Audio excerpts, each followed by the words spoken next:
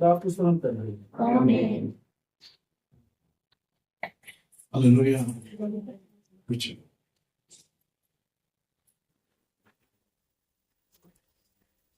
వచ్చిన మీ అందరికీ యేసుక్రీస్తు నామమున వందనాలు చెల్లించుకుంటున్నాను. చాలా మంది రాలేదు. I don't know what is the reason.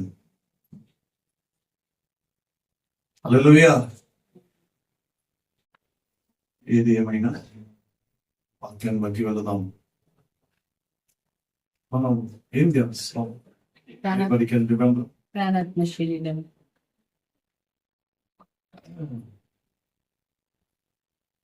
ఫలించే మంచి నేలల గురించి మనం ధ్యానిస్తుంటున్నాం. ఫలించే నేలలలో 3 మంచి నేల కాదు, ఒకటి మాత్రమే మంచి నేల. ఒకటి త్రోవ పక్కన పడిన నేల, ఒకటి రాతి నేల, ఇంకోటి పొదల్లో పడిన నేల. ఒకటి మంచి నేల. ఓకే, 3 నేలలు అంటే 3 రకమైన హృదయాలు బాగలేకపోతే వాటి పరిస్థితి అంతేనా? అంతేనా? దేవుడు మంచిది మాత్రమే తీసుకుంటాడు. ఓకే, ఇట్లా పరిసయ్యులు వారి వీళ్ళందరూ అడిగినప్పుడు యేసు ప్రభు అంటున్నాడు, అయ్యా వైద్యుడు రోగం ఉన్న వారికి అవసరం, మంచి వారికి వైద్యులు డాక్టర్ అవసరం లేదంటాడు. కానీ ఇప్పుడు ఈ యొక్క 3 ఫలించని ఈ యొక్క నేలను బట్టి దేవుడు తీసుకుంటున్న తీర్మానం, నిర్ణయం ఎలా ఉంటుంది అనే దానిని మనం ధ్యానిస్తుంటున్నాము. అందుకంటున్నాడు, నేను వెళ్ళిపోవటం మంచిది, నేను వెళ్ళిపోకపోతే ఆదరణకర్త మీ వద్దకు రాడు. ఆయన వచ్చినప్పుడు పాపమును గురించి, నీతిని గురించి, రాబోయే తీర్పును గురించి ఆయన ఒప్పింపచేస్తాడు. ఓకే, ఆయన ఆదరణ ఇలా త్రోవ ప్రక్కన ఉన్నవాడిని, ఇది త్రోవ ప్రక్కన ఉన్నాము, ఇది కాదు మన త్రోవ అది అని ఒప్పింపు చేసేవాడు మీ యొద్దకు పంపిస్తాను అని వాక్యం సెలవిస్తుంటున్నది. అట్లయితే మనము ధ్యానించిన కొన్ని మాసముల నుండి మనం ధ్యానించిన అంశాలు వచ్చి, సేనాధిపతి, మన రక్షణకు ఆయన సేనాధిపతి, మన సేవించేవాడు, మన సహచరుడు. Okay, is a good companion and మన మార్గదర్శి. ఇంతవరకు మనం మార్గదర్శి గురించి ధ్యానించాము. ఇప్పుడు బోధకుడు, టీచర్. ఎందుకు ఆయన టీచర్ అంటే, చదువుతాం 14:26 యోహాను రాసిన సువార్త 14:26 చదువుతాం. యోహాను రాసిన సువార్త 14:26. ఆదరణకర్త అనగా తండ్రి నామమున పంపబోవు పరిశుద్ధాత్మ సమస్తమును మీకు బోధించి నేను మీతో చెప్పిన సంగతులన్నిటినీ మీకు జ్ఞాపకము చేయుమును. హల్లెలూయా. ఆదరణకర్త, తండ్రి నా నామమున పంపుబో పరిశుద్ధాత్మ. తండ్రి యేసు నామమున పంపుబోయే ఆదరణకర్త పరిశుద్ధాత్మ బోధిస్తాడట. హల్లెలూయా. ఇక్కడ 3 పేర్లు మనం చూస్తుంటున్నాం, తండ్రి, కుమారుడు, పరిశుద్ధాత్మను మనం చూస్తుంటున్నాం. అవునా? ఓకే, 3 పేర్లు మనం చూస్తుంటున్నాం. తండ్రి ఓల్డ్ టెస్ట్మెంట్ లో ఆయన ప్రాముఖ్యతను చూపించాడు. యేసు ప్రభు కాలమున యేసు ప్రభు ప్రాముఖ్యంగా కనబడ్డాడు. సంఘ కాలమున, అపోస్తల కాలంలో నుంచి ఈ దినం వరకు, సంఘం ఎత్తపడేంత వరకు. ఏ గర్ల్స్, మీకు ఎప్పుడైనా ఏదైనా సరే డౌట్ ఉంటే యూ కెన్ ఆస్క్ మీ. సంఘం ఎవరి చేత ఎత్తబడుతుంది? సంఘం ఎత్తపడిన తర్వాత ఈ లోకంలో పరిశుద్ధాత్మ ఉంటాడా? Okay, what ever question you want you can ask me. You can call me any time 24/7. Okay, మంచిది. సంఘం ఎత్తపడేంత వరకు పరిశుద్ధాత్మ మనతో కూడా ఉంటాడు. ఇది ఆయన కాలం. ఓకే, తండ్రి, కుమారుడు, పరిశుద్ధాత్మ. రైట్. అట్లా అనుకున్నప్పుడు తండ్రి కుమారుడు పరిశుద్ధాత్మ అన్నప్పుడు మనము కూడా ఏ విధంగా నిర్మించబడ్డాము? ప్రాణం ఓకే, 2:7 ఆదికాండం.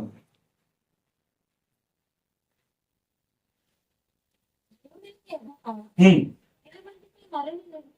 హ్మ్, హ్మ్. హల్లెలూయా. నిర్మించాడు. ఆదికాండం 1:1. ఆదియందు హ్మ్. దేవుడు భూమి ఆకాశములను సృజించెను. ఒక నిమిషం.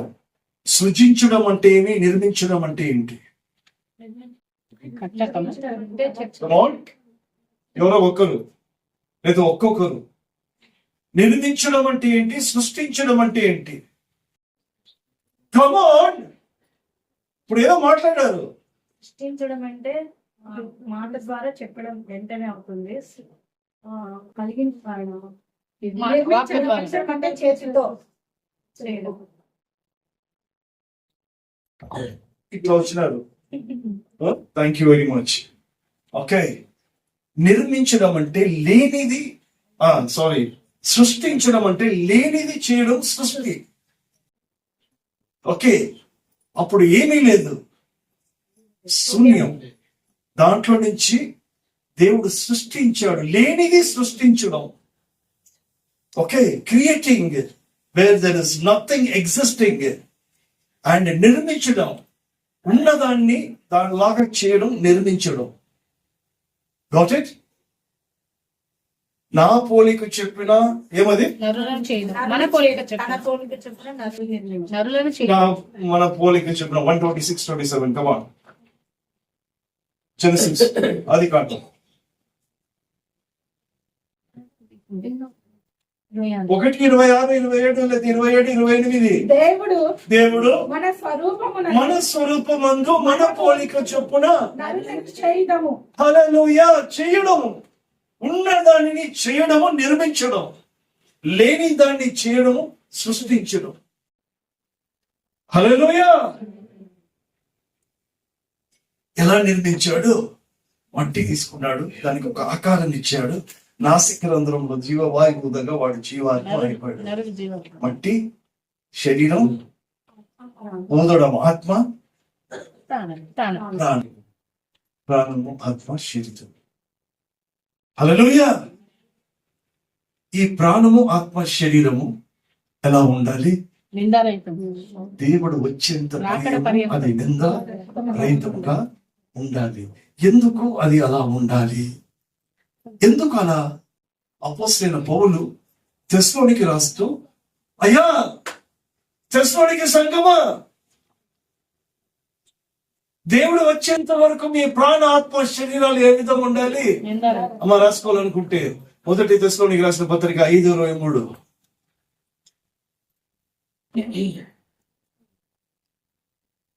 సమాధానకర్తయగు దేవుడే ఆ, మిమ్మల్ని సంపూర్ణంగా పరిశుద్ధపరచును గాక.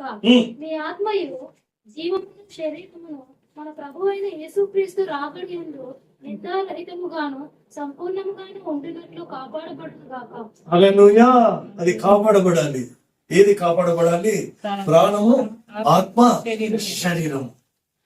ఆత్మ పై వాటిని బాగా వినాలి. ఆత్మ పై వాటిని చూస్తుంటది, ఆలోచిస్తుంది. ఆలోచిస్తుంటది. It has a feeling to look at upward. పరసంబంధం. ప్రాణము, ఇంతవరకు మనము సోల్, హృదయము, ప్రాణము, జీవము, లోపల వాడు. జీవము గల ప్రాణి. ఓకే, మన ప్రాణం, జీవిస్తుంటున్న ప్రాణం. మనం చచ్చిపోతే ఏమంటారు? ప్రాణము పోయింది. బాడీ ఆడే ఉంది. ఓకే, శరీరం ప్రాణం పోయింది. ఆత్మ ఎవరైతే ఇచ్చాడో ఆయన దగ్గర పోతుంది. తిరిగి వెళ్ళాం. ప్రాణము భీమా అనే జడ్జిమెంట్ సీట్ దగ్గర నిలబడాల్సి ఉంటుంది. Okay, the soul, judgement. Right. మంచిది. ప్రాణము లోన వాటి గురించి ఆలోచన, ఆత్మకు పై ఆలోచన, ఆత్మకు పై ఆలోచన, ప్రాణానికి లోన వచ్చిన ఆలోచన, శరీరానికి బయట ఆలోచన. ఇది మూడు ఏం కావాలి? ఏకంగా కావాలి.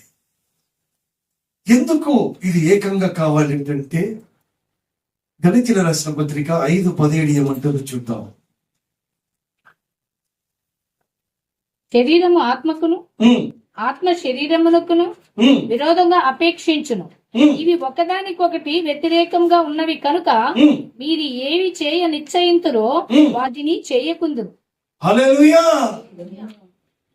ప్రాణానికి ఆత్మకు, శరీరానికి ఆత్మకు వ్యతిరేకం. ఈ ఆత్మ ఏమంటది? నేను పైన చూస్తానంటది. శరీరం ఏం చేస్తుంది? నేను బయట చూడాలా అంటది. హల్లెలూయా. ఆత్మ ప్రార్థన చేస్తామంటది. ఎవరితో? ప్రాణముతో. ఇదంటది కొంచెం ముందు వస్తాను అని కారణాలు చెప్తుంది. ఇది కారణాలు చెప్తుంది, ఇది రమ్మంటది. ఇది కారణాలు చెప్తుంది, ఇది రమ్మంటది. లాస్ట్ కి ప్రాణం ఏమైతుందో. హల్లెలూయా. కాబట్టి మీరు శోధనలో ప్రవేశించుకున్నట్లు ఆత్మ సిద్ధమే గాని, హల్లెలూయా, స్పిరిట్, సోల్ అండ్ బాడీ అనేది ఎలా ఉండాలి? నిందారహితంగా ఉండాలంటే నేను ఎలా తెలుసుకోవాలి? నేను ఏం చేయాలి? నా ప్రాణము, ఆత్మ, శరీరము నిందారహితుడుగా దేవుడు వచ్చేంత వరకు అది నిలకడగా ఉండాలంటే నేను ఏం చేయాలి? ఓకే, యోహాను రాసిన సువార్త 5:30 చదువుతాం.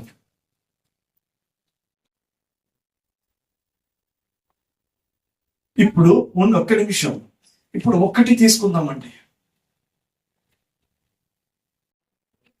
తండ్రి కాలంలో ఓల్డ్ టెస్ట్మెంట్ లో తండ్రి ప్రాముఖ్యంగా ఉన్నాడు. అవునా? యెహోవా యెహోవా యెహోవా అనుకుంటూ ఉన్నాం. యేసు ప్రభు వచ్చిన తర్వాత రక్షకుడు రక్షకుడు రక్షకుడు అన్నాం. ఇప్పుడు కమాన్ మాట్లాడండి. పరిశుద్ధాత్మ పరిశుద్ధాత్మ అంటున్నాం. ఎవరంటే మీరు ముగ్గురు? మీరు ముగ్గురు వేరేనా? ముగ్గురు ఒకటి. ఆ ముగ్గురు ఒకటైతే ఆ ముగ్గురు ఎవరు? తండ్రి అయిన దేవుడు, తండ్రి అయిన దేవుడు, ప్రాణము, జీవము గల దేవుడు. తండ్రి అయిన దేవుడు, ప్రాణము, జీవించే జీవము గల దేవుడు.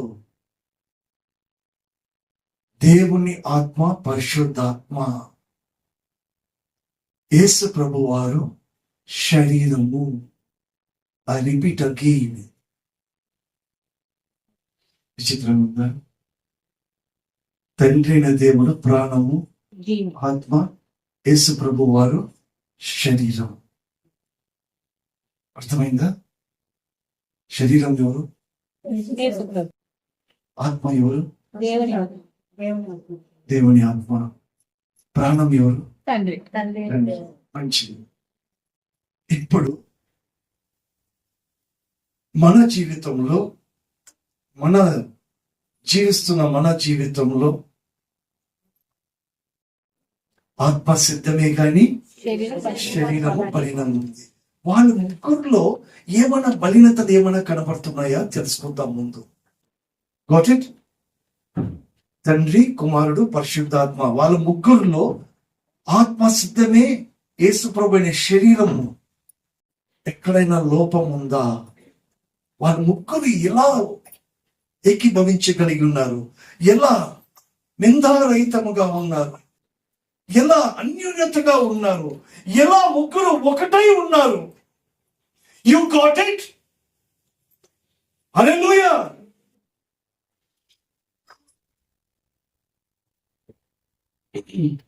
అందుకు కాను 2-3 వచనాలు మనం చూద్దాం. వాళ్ళు ముగ్గురు ఏ విధంగా ఉంటున్నారు. యోహాను రాసిన సువార్త 5:30.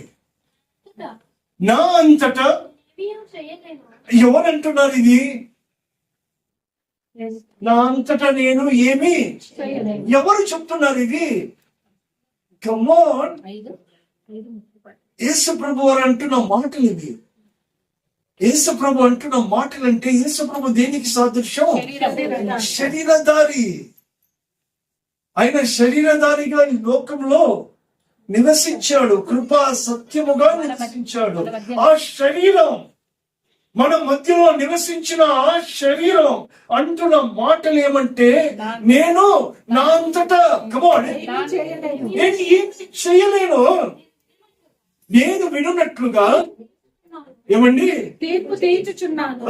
నన్ను పంపిన వాని చిత్తమే చేయకూడదు కానీ నన్ను పంపిన వాడి చిత్తమే నేను చేయగోరుచున్నానే గాని ప్రకారం చేయకూడదు నా ఇష్ట ప్రకారంగా కనుక నా తీర్పు న్యాయమైనది. హల్లెలూయా. అంటే ఈ శరీరం ఎవరి మీద ఆధారపడతా ఉంది? తండ్రి పరిశుద్ధాత్మ ద్వారా ఏదైతే చెప్తున్నాడో ఆ తీర్పే చేస్తున్నాడు. ఇప్పుడు ఆ ముగ్గురు ఏకీభవించున్నారా లేదా? నన్ను పంపిన వారి చిత్త ప్రకారం. హల్లెలూయా. See what a unity. నన్ను పంపిన వారు ఈ శరీరధారిగా మన మధ్యలో వచ్చిన యేసు ప్రభు వారు ఆయనంతటా ఆయన ఏదీ చేయడం లేదు. ఇలా ఎన్ని వచనాలు కావాలంటే అన్ని వచనాలు ఉన్నాయి. I was shocked. యోహాను 12:49. ఎలాగనగా నా అంతటా నేనే మాట్లాడలేదు, నా అంతటా నేను ఏదే గాని మాట్లాడలేదు. మాట్లాడగలను దానిని గూర్చి నన్ను పంపిన తండ్రియే నాకు ఆజ్ఞ ఇచ్చి ఉన్నాడు. హల్లెలూయా. హల్లెలూయా. తండ్రి ఏదైతే పరిశుద్ధాత్మ ద్వారా ఆజ్ఞాపిస్తున్నాడో అదే మాట్లాడుచున్నాను. ఈయన మాట్లాడుచున్నాడు. ఆయనంతటా ఆయన ఏది మాట్లాడడం లేదు. హల్లెలూయా. సో వాళ్ళు ముగ్గురు మధ్యలో అన్యోన్యత ఉన్నదా లేదా? ఏకీభవిస్తున్నారు. వాళ్ళు ముగ్గురు ఏకీభవించుచున్నారా లేదా? ఏకీభవిస్తున్నారు. అవునా కదా? ఇంకా చాలా ఉన్నాయి, వర్సెస్ చాలా ఉన్నాయి. కానీ నేను వేరే ఈ లోక సంబంధమైన మనుషులు ఏ విధంగా ఏకీభవించారనేది చెప్పాలనుకుంటున్నాను. యేసు ప్రభు వారి ఈ లోకంలో ఆయన అంతటా ఆయన ఏదే గాని చేయలేదు. శరీరధారిగా వచ్చాడే గాని ఆధారపడిందంతా పరిశుద్ధాత్మ ద్వారా దేవుని చెప్పినదే ఆయన చేశాడు. పంపిన వాని చిత్తం. ఆఖరికి ఏమంటున్నాడు? నేను సమాప్తము చేశాను అంటాడు. ఇంకా అక్కడైన మాట ఏంటంటే, నా ఆత్మను నీ చేతికి నా ఆత్మను అప్పగిస్తాను. ఎక్కడే గాని తన అంతటా తాను ఏదే గాని చేయలేదు. ఎవరు చేస్తున్నారు? ఆత్మ ఎవరు చేస్తున్నారు? మనమే. ఏం చేస్తున్నావు? ఆత్మ సిద్ధమే గాని శరీరం ఆత్మ చెప్పినట్టుగా వినటం లేదు. చేయడం లేదు కదా? ఎనీవే,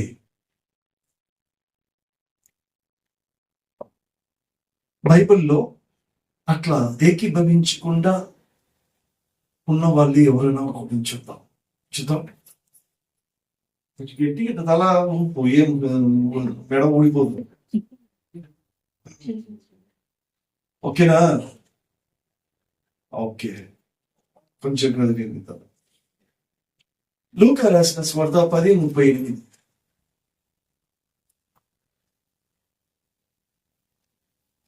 లూకా రాసిన స్వార్త, కమ్ ఆన్ చలో మై. అంతటా వారు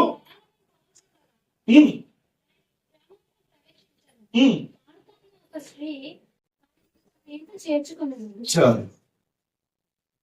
Now it came to pass as they went that he entered into a certain village, and a certain woman named Martha received him into her home. What village is it? A gramam Bethany.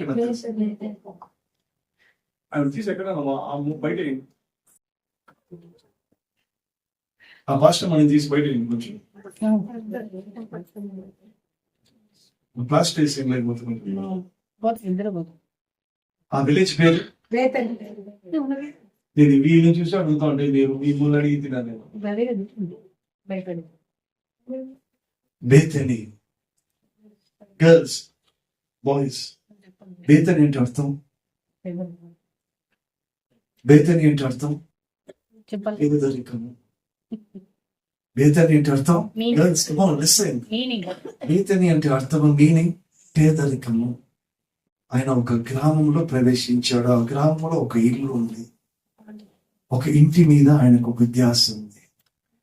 Okay, అది ఏ ఊరు అంటే ఒక పేదరికమైన గ్రామంలో ఉంటున్న ఒక కుటుంబం.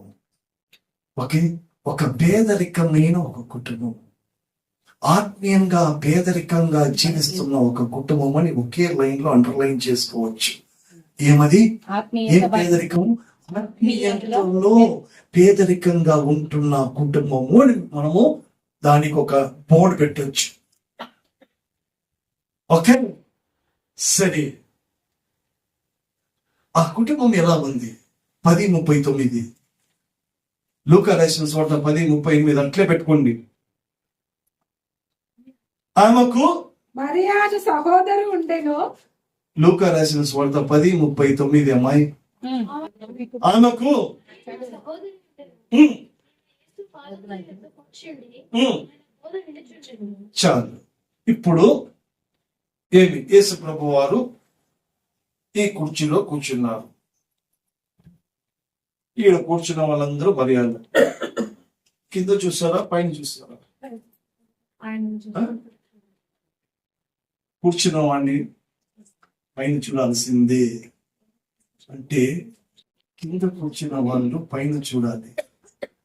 Okay, పైన చూసేవారు ఎవరు? ప్రాణము, ఆత్మ, శరీరం. ప్రాణము, ఆత్మ, లేదా ఆత్మ, ప్రాణము, శరీరం.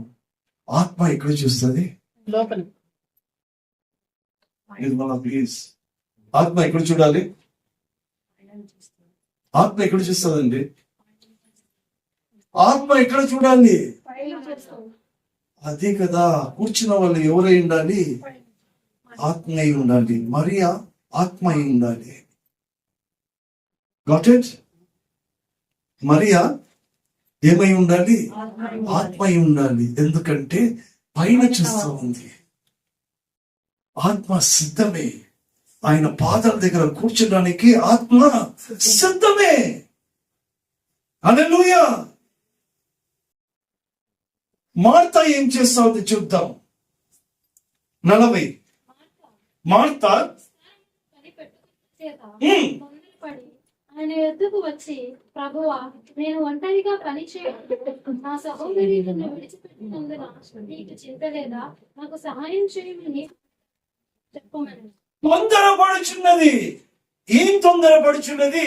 ఆ పని చేయడం, ఈ పని చేయడం, అది చేయడం, ఇది చేయడం, యేసు ప్రభువుని చూడడం, ఆడ కింద కూర్చున్న మరియాని చూడడం, ఇది చేయడం, ఏమయ్యా, అదే అయ్యా, ఇది. ఎవరై ఉండొచ్చు? ఎవరై ఉండొచ్చు? Come on. శరీరం శరీరం. కింద కూర్చున్నది మరియా అయితే ఆత్మ తొందరపడుచున్నది శరీరం. హల్లెలూయా. ఇప్పుడు ప్రాణం ఎక్కడ?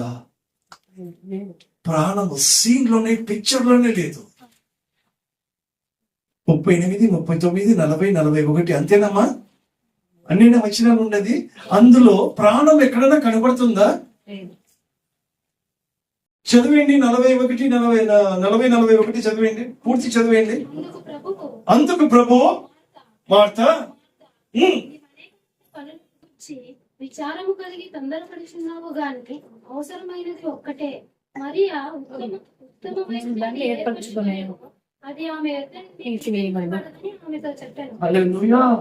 ఈ వచనాలలో మనం అర్థం చేసుకోవాల్సింది ఏమంటే, మరియా సిద్ధమే గాని మార్తా సిద్ధంగా లేదు. సిద్ధంగా లేదు. శరీరం ఆత్మ సిద్ధమే గాని శరీరము బలహీనం. బలహీనం.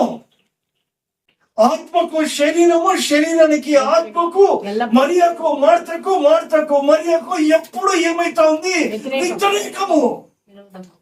ఈ వ్యతిరేకము అందులో ఎవరు కనపడడం లేదు? ప్రాణం అనేది కనపడడం లేదు.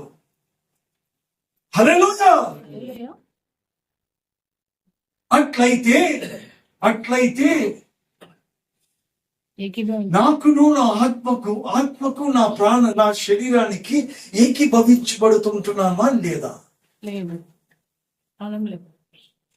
నా శరీరము నా ఆత్మకు నా శరీరానికి ఆ యొక్క కనెక్షన్ అనేది లేకపోతే ఓకే, నా యొక్క జీవితం అది ఫలించదు. నెక్స్ట్ అది లోకానుసారమైన జీవితం అవుతుంది, కానీ క్రైస్తవ జీవితం సాధ్యం. హల్లెలూయా. నేను పేరు మాత్రమే పెట్టుకోవచ్చు, జీవించుచున్నామని.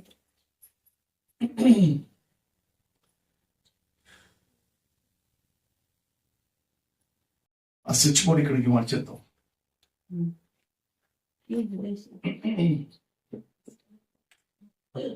రెండైనా దాని పక్కన తలుపు తెరిసిన దగ్గర ఉంచారు. చాలు. Church, are you with me? I want you to understand what I mean to tell you. Do you understand? అర్థమవుతుందామా? ఓకే. మరియా ఎక్కడ కూర్చుంది? యేసు పాదముల దగ్గర కూర్చుని పైన చూస్తూ ఉంది ఆత్మ.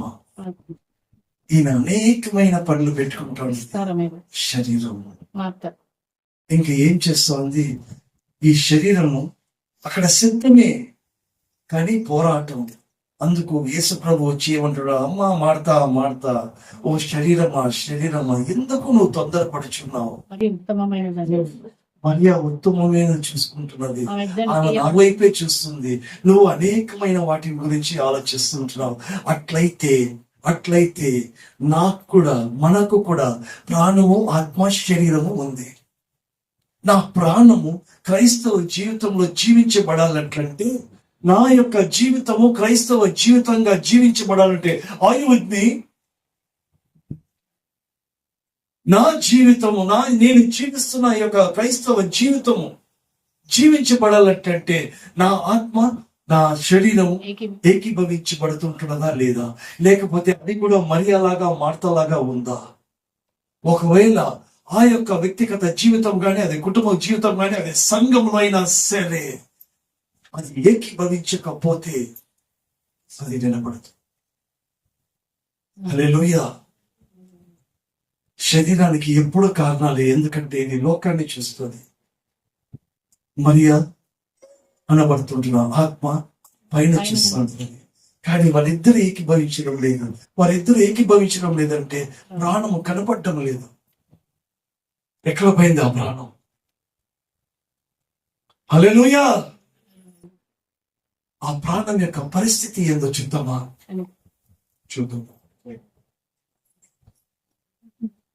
యోహాను రాసిన సువార్త 11:1.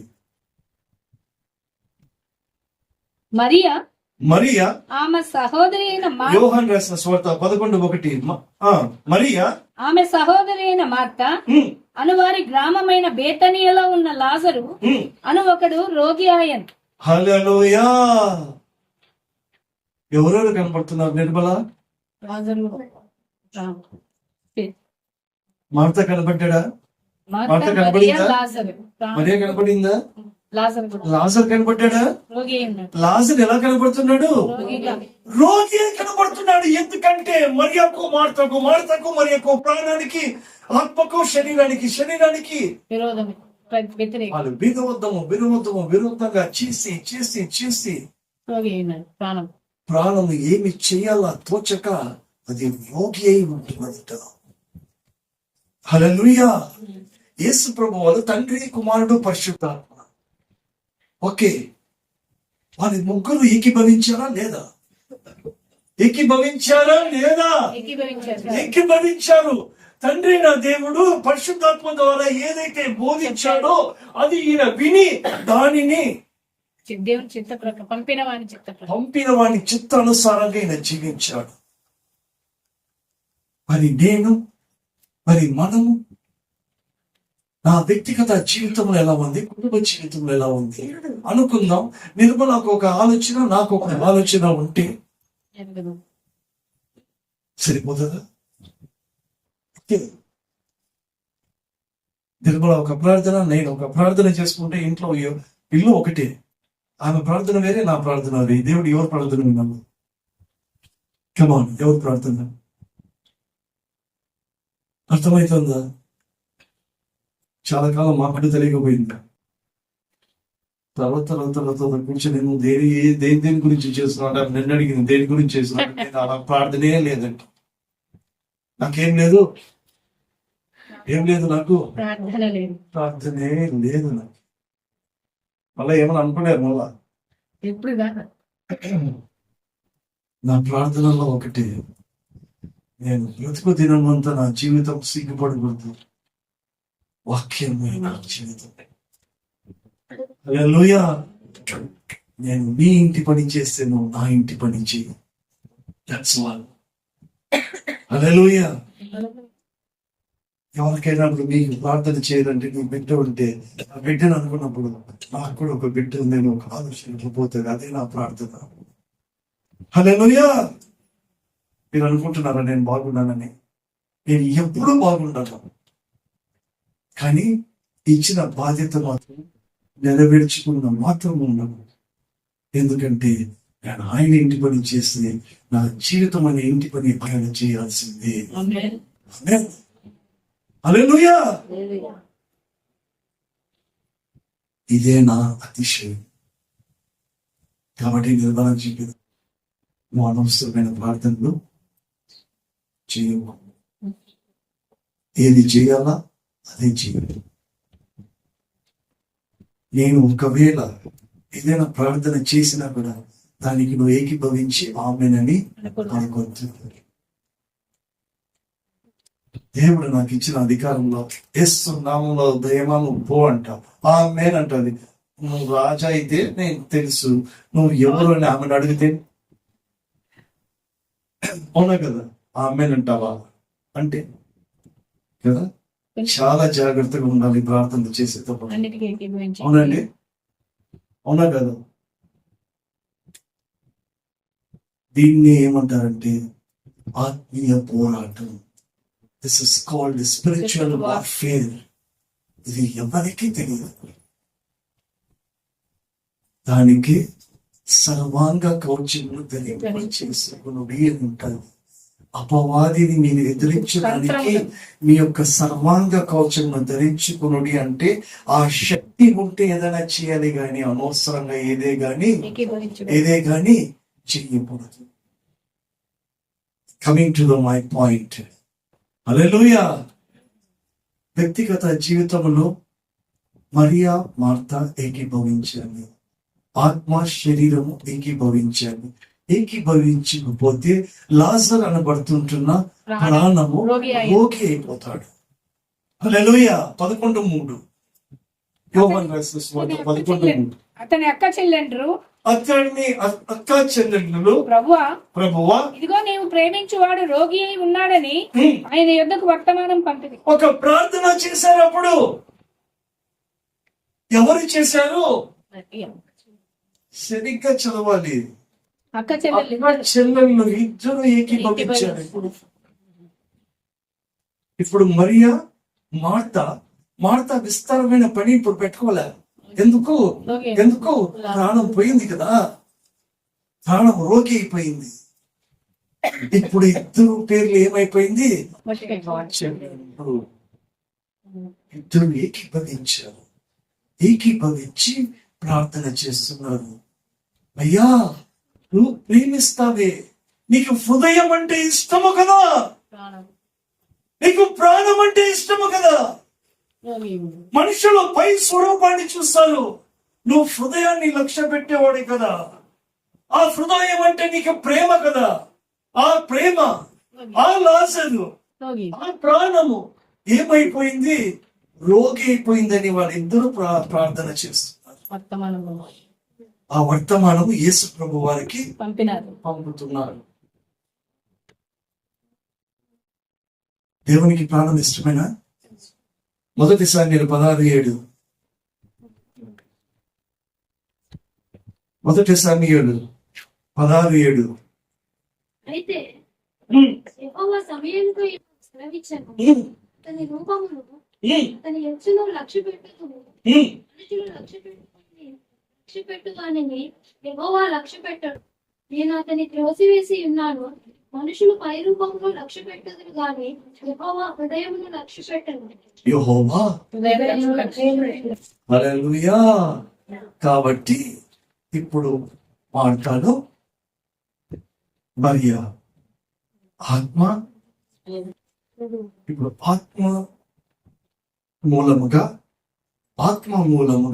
శరీరము ప్రార్థన చేస్తాము.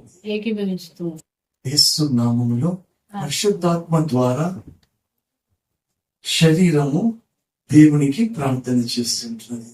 అయ్యా, నేను బలిదం అయిపోయినా, లాజరు రోగి ఉన్నాడు. హల్లెలూయా. 11:5 యోహాను రాసిన సువార్త 11:5. యేసు మార్తను ఆమె సహోదరిని లాజరును ప్రేమించాడు. ఇప్పుడు ఏమంటున్నాడు? అమ్మా, మీరిద్దరు ఏకీభవించారు.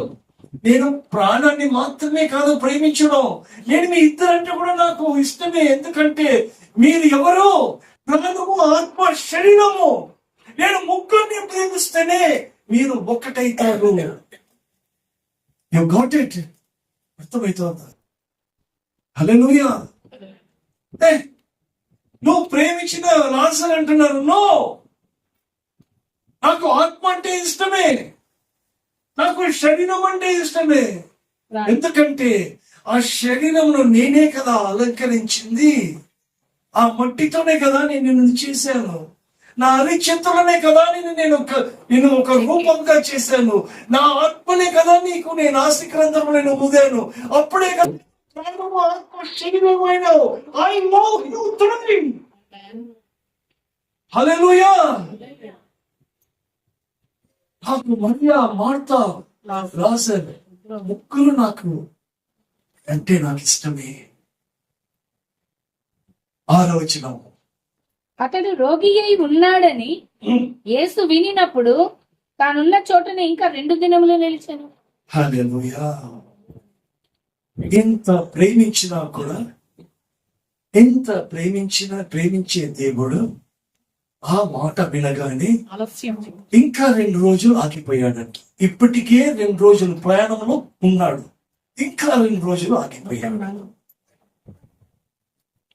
హల్లెలూయా. ఎందుకు ఆగిపోయాడు?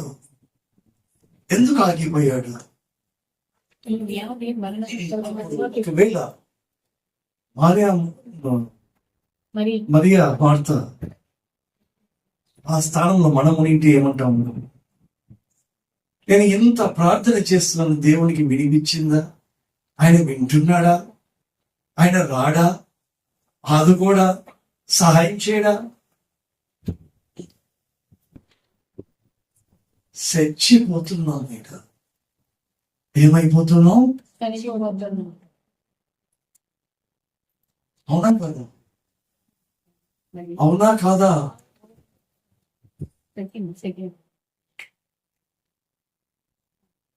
చచ్చిపోతున్నాం. ఇక్కడ మొదలు పెడుతున్నాం కదా, మళ్ళీ రాకూడదు, ఏదైనా సహాయం చేయకూడదా అన్నప్పుడు దేవుడు, మరియా, మార్తా, ఎన్నిసార్లు నేను ఇంటికి నేను దర్శించాను, ఎన్నిసార్లు నేను ఇంటికి వచ్చాను, ఎన్నిసార్లు నేను నీకు వినిపించాను, ఎన్నో విధమైన బోధన నీకు నేను తెలియజేశాను. నేను వచ్చినప్పుడంతా నువ్వు తొందరపడుతున్నావు. మీరిద్దరు ఏకీభవించకుండా ఉన్నారు. నేను లేకపోతే నీకు ఎంత కష్టము కదా. వచ్చినప్పుడు నా విలువ నీకు తెలియలేదు. దేవుని మాటలు చెప్పినప్పుడు నువ్వు అర్థం చేసుకోలే. దేవుడు వచ్చినప్పుడు మాటలు వింటున్నప్పుడు నువ్వు విన్నావు కానీ దాన్ని అర్థం చేసుకోకుండా నువ్వు విస్తారమైన పని పెట్టుకున్నావు గనక అది త్రోవ ప్రక్కన పడిన భూమి అయి మార్చబడింది. హల్లెలూయా. నేను ఎన్నోసార్లు ఆ బేతని గ్రామంలో నేను దర్శించాను. ఎన్నోసార్లు నువ్వు తలుపు తెరిచావు. నువ్వు బాగానే వింటున్నావు కానీ నీకు ఏదైనా కొంచెము శ్రమ గాని, బాధ గాని, నిందలు గాని వస్తే నువ్వు అభ్యంతరము పడిపోతున్నావు కదా. నువ్వు వింటున్నావు కానీ నువ్వు సరైన వేర్లు నీలో లేవు. హల్లెలూయా. అది రాతి నేలగా ఉంది నీ హృదయం. నేనేం చేయాలి? ఏం చేయాలి? ఎన్నోసార్లు నేను నీ యొక్క గృహాన్ని దర్శించాను, ఎన్నో మాటలు నీకు వినిపించాను, ఎన్నో బోధలను విన్నావు, కానీ నీకు ఐహిక విచారణ. ఏం విచారణ? ఐహిక విచారణ. ఆ ఐహిక విచారణ ముళ్ళ పొద వచ్చి నిన్ను అణిచివేస్తా ఉంది. నువ్వు ఎదగడానికి నీకు అవకాశమే లేకపోతా ఉంది. నేను ఏం చేయమంటావు? ఇప్పుడైతే నేను రాకపోతే మాత్రం నన్ను ప్రశ్నిస్తున్నావు కదా.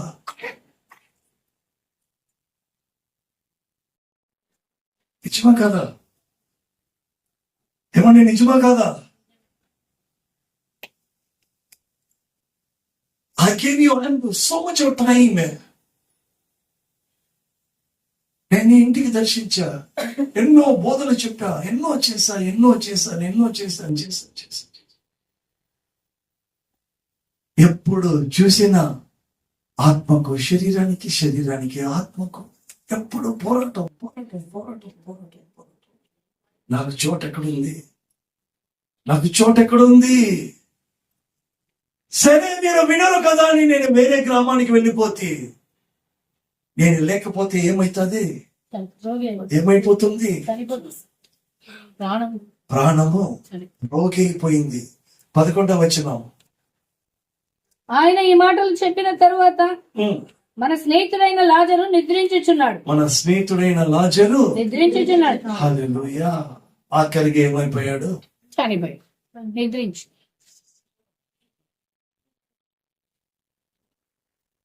Everything is over. Hallelujah.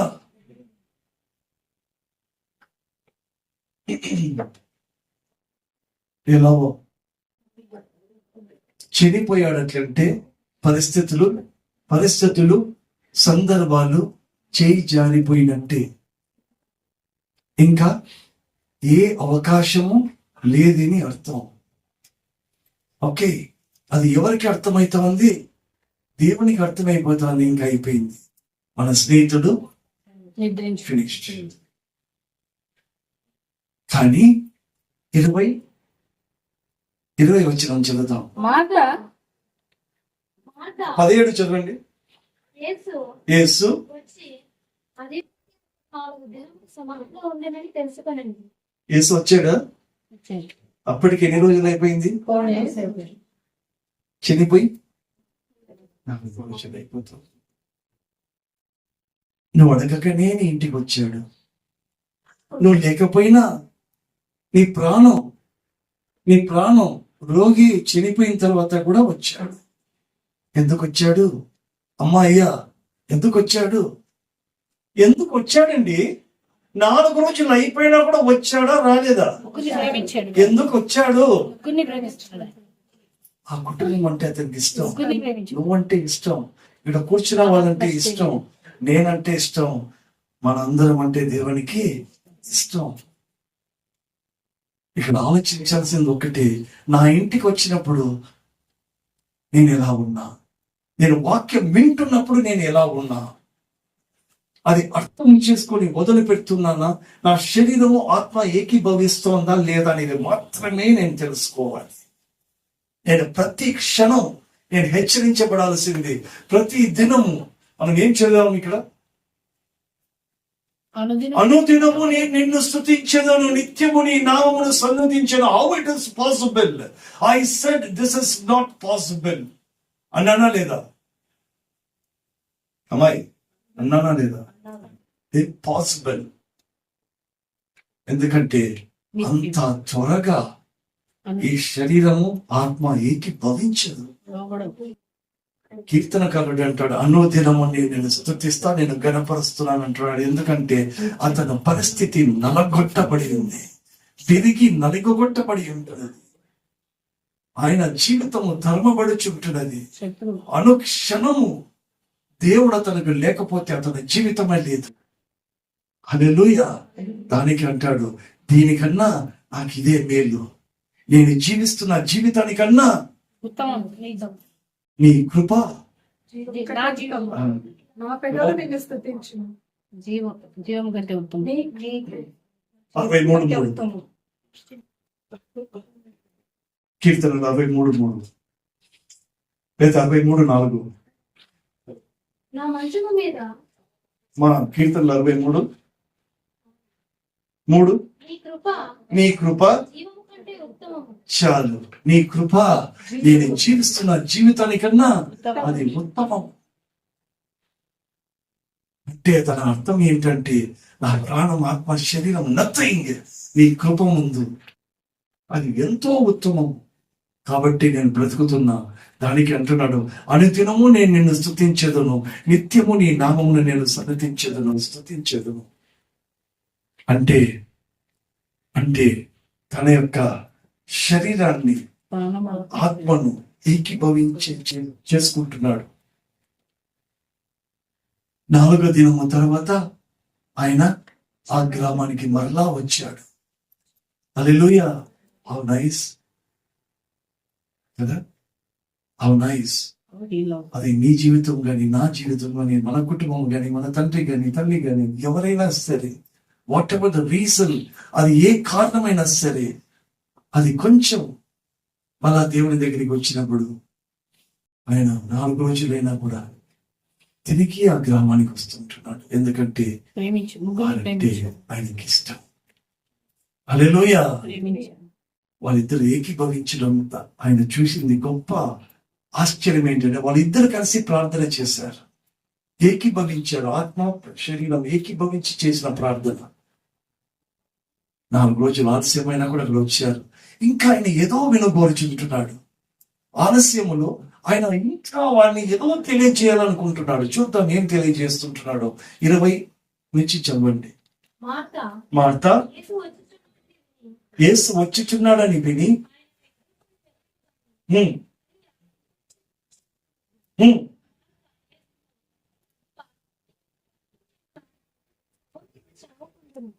ఇప్పుడైనాను నీవు దేవునికి ఏమడిగినను దేవుడు నీకు అనుగ్రహించినని ఎరుగుదనని యేసు నీ సహోదరుడు మరొక చెప్పగా మార్తా ఆయనతో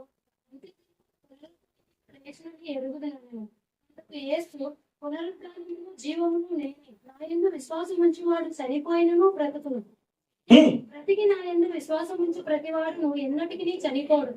ఈ మాట నమ్ముచున్నావా అని ఆమె అడిగాను. ఆమె, అవును ప్రభువా, నీవు లోకమునకు రావలసిన దేవుని కుమారుడు అయిన క్రీస్తు అని నమ్ముచున్నానని ఆయన. హల్లెలూయా. ఎంత సత్యము ఈ శరీరానికి తెలుసు. మార్తకు ఎంత సత్యము తెలుసు అంటే నువ్వు దేవుని కుమారుడు అని ఆమె తెలుసుకుంది. పునరుద్ధానుడు. హల్లెలూయా.